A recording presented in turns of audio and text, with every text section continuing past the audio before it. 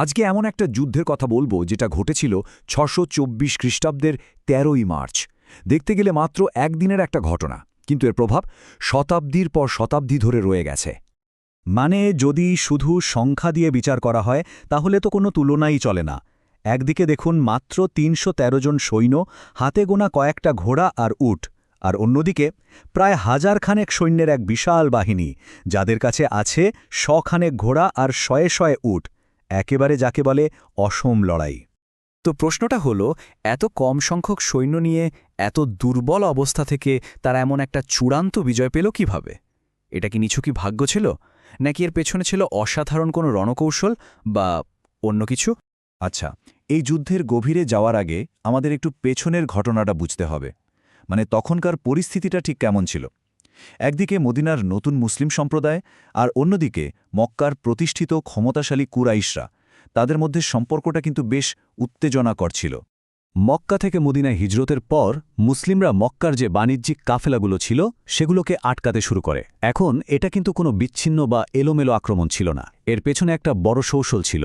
এই কাফেলাগুলো ছিল মক্কার অর্থনীতির একেবারে প্রাণকেন্দ্র।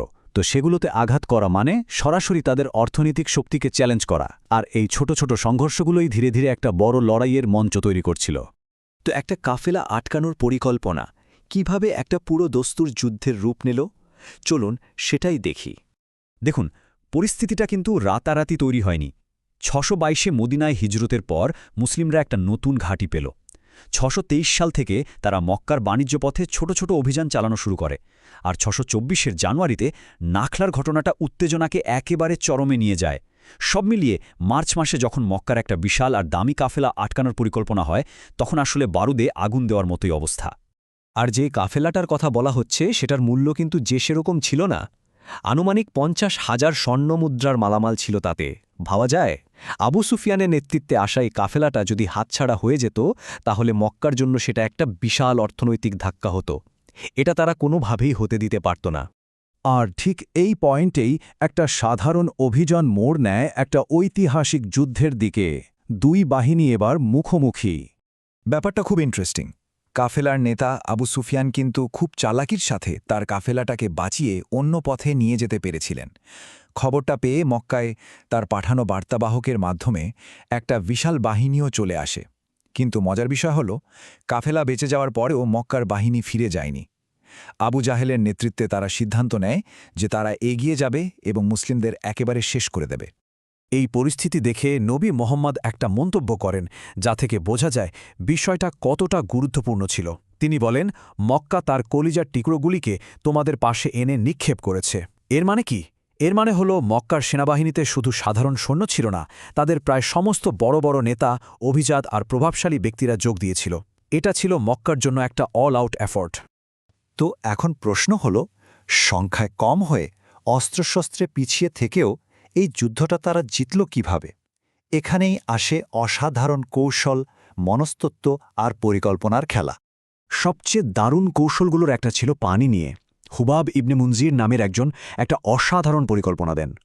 প্রথমত, তারা খুব দ্রুত এগিয়ে গিয়ে বদরের কুয়োগুলোর দখল নেয়। এরপর মক্কার বাহিনীর সবচেয়ে কাছের কুয়োটা নিজেদের নিয়ন্ত্রণে রেখে বাকি সব কুয়োগুলো নষ্ট করে দেয় বা ভরাট করে দেয়। আর নিজেদের জন্য যে কুয়োটা রাখল, সেখান থেকে পানি তুলে একটা জলাধারে জমিয়ে রাখে। ফলাফল, মক্কার বিশাল বাহিনী যুদ্ধ শুরু করার আগেই পানির অভাবে পড়ে গেল। এটা ছিল একটা মাস্টার স্ট্রোক। মূল যুদ্ধ শুরু হওয়ার আগে তখনকার আরবের ঐতিহ্য অনুযায়ী দুই পক্ষের সেরা যোদ্ধাদের মধ্যে দ্বন্দ্বযুদ্ধ হতো। এটা অনেকটা এখনকার খেলার টসের মতো, কিন্তু তার চেয়েও অনেক বেশি গুরুত্বপূর্ণ। কারণ এই ডুয়েলগুলোর ফলাফল দুই দলের মনোবলের উপর অমসম প্রভাব ফেলত। আর বদরের ক্ষেত্রেও ঠিক তাই হল। মুসলিমদের পক্ষ থেকে হামজা, আলী এবং উবাইদা, আর মক্কার পক্ষ থেকে উতবা, শাইবা এবং ওয়ালিদ সবাই ছিলেন বড় বড় যোদ্ধা। কিন্তু ফলাফলে দেখা গেল মুসলিম যোদ্ধারাই জয়ী হলেন। মক্কার ৩ জন বড় নেতা শুরুতেই মারা গেলেন। ভাবুন একবার, মূল লড়াই শুরু হওয়ার আগেই প্রতিপক্ষের মনোবল একেবারে ভেঙে দেওয়া হল। মুসলিমদের বিশ্বাস অনুযায়ী এই বিজয় শুধু কৌশল বা বীরত্বের ফল ছিল না। তারা মনে করেন এটা ছিল সৃষ্টিকর্তার সরাসরি সাহায্য। কুরআনেও এর উল্লেখ আছে, যেখানে বলা হয়েছে যে আল্লাহ বদরের প্রান্তরে ফেরেশতাদের পাঠিয়ে সাহায্য করেছিলেন, যখন মুসলিমরা সংখ্যায় অনেক কম এবং দুর্বল ছিল। তো এই সব কিছুর পর যুদ্ধের ফলাফলটা কি দাঁড়ালো? এটা ছিল মুসলিমদের জন্য একটা অভাবনীয়, যাকে বলে স্টানিং ভিক্টরি, আর এর প্রভাব ছিল সুদূর প্রসারী, যা প্রায় সাথে সাথেই টের পাওয়া গিয়েছিল। এই টেবিলটা দেখলেই বিষয়টা পরিষ্কার হয়ে যায়। কুরাইশদের প্রায় ৭০ জন নিহত হয় আর ৭০ জন হয় বন্দী। অন্যদিকে মুসলিমদের শহীদের সংখ্যা ছিল মাত্র ১৪। সবচেয়ে বড় ব্যাপার হল নিহতদের মধ্যে কুরাইশদের সেনাপতি আবু জাহল সহ অনেক বড় বড় নেতা ছিল। এটা মক্কার জন্য ছিল এক অপূরণীয় ক্ষতি। যুদ্ধবন্দীদের সাথে কি করা হয়েছিল সেটাও খুব ইন্টারেস্টিং। বেশিরভাগকেই মুক্তিপণের বিনিময়ে ছেড়ে দেয়া হয়। তাদের সাথে খুব ভালো ব্যবহার করা হতো। এমনকি শোনা যায় কারারক্ষীদের চেয়েও ভালো খাবার দেয়া হতো বন্দীদের। তবে সবচেয়ে যুগান্তকারী আইডিয়াটা ছিল অন্য জায়গায়। যেসব বন্দী শিক্ষিত ছিল তাদের বলা হয় যদি তারা ১০ জন মুসলিমকে পড়ালেখা শেখাতে পারে তাহলে তাদের মুক্তি দেয়া হবে, কোনো মুক্তিপণ লাগবে না। চিন্তা করুন, জ্ঞানের বিনিময়ে স্বাধীনতা। এটা তখনকার সময়ে ছিল একটা একেবারে নতুন ধারণা।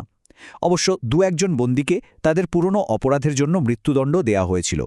তো সব মিলিয়ে বদরের যুদ্ধের সবচেয়ে বড় ইম্প্যাক্টটা কী ছিল?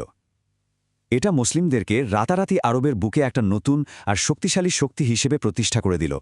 এতদিন যারা ছিল একটা নির্যাতিত সংখ্যালঘু গোষ্ঠী, এই এক বিজয়ের পর তারা এমন এক শক্তিতে পরিণত হল যাদেরকে আর কেউ অগ্রাহ্য করতে পারত না। আর নবী মোহাম্মদের নেতৃত্ব এর মাধ্যমে আরও সুসংহত হয়। শেষ করার আগে একটা প্রশ্ন ভাবার জন্য থেকে যায়, কিভাবে মাত্র একটা দিনের একটা যুদ্ধ ক্ষমতার পুরো ভারসাম্যটাই ওলটপালট করে দিতে পারে? কিভাবে আন্ডারডগরা হয়ে উঠতে পারে বিজয়ী শক্তি? ইতিহাস যে কোনো মুহূর্তে মোড় নিতে পারে। বদরের যুদ্ধ হয়তো তারই সবচেয়ে বড় উদাহরণগুলোর একটা।